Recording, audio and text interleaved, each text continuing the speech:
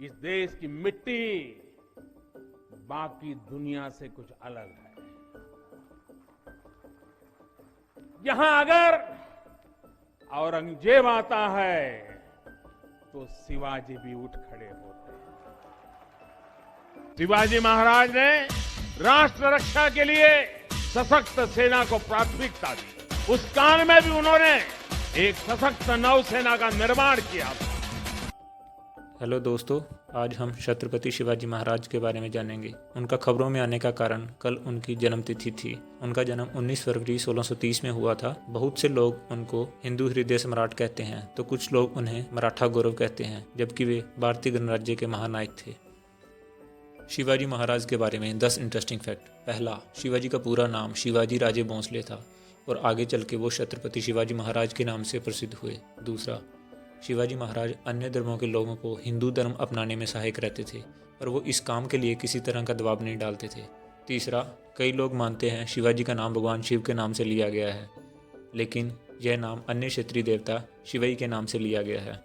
चौथा, शिवाजी की लड़ाइयों को धर्म युद्ध से जोड़कर देखा जाता है, जबकि वो राज्य की रक्षा के लिए युद्ध करते थे।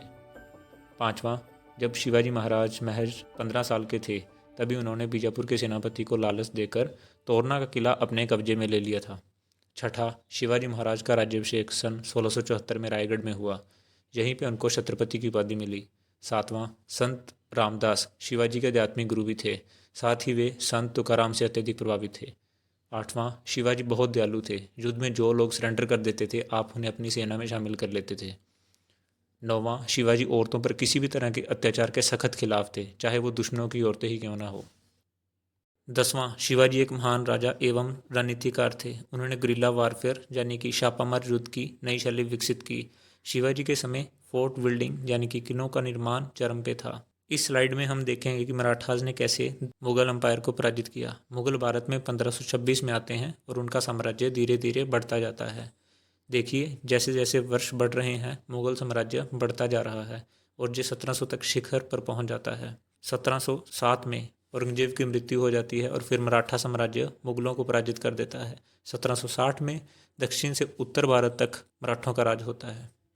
इसके बाद मराठा साम्राज्य की अंग्रेजों के साथ 3 लड़ाइयाँ होती हैं, जिसे एंग्लो मराठा वॉर्स कहते हैं। ये लड़ाइयाँ 1775 से शुरू होकर 1818 तक चलती है। 1680 में छत्रपति शिवाजी की मृत्यु के बाद उनके उत्तराधिकारी की लड़ाई, जिसे वॉर ऑफ सक्सेशन कहते हैं, लग जाती है। फिर 1818 में मराठा एम्पायर बिखर जाता है। धन्यवाद।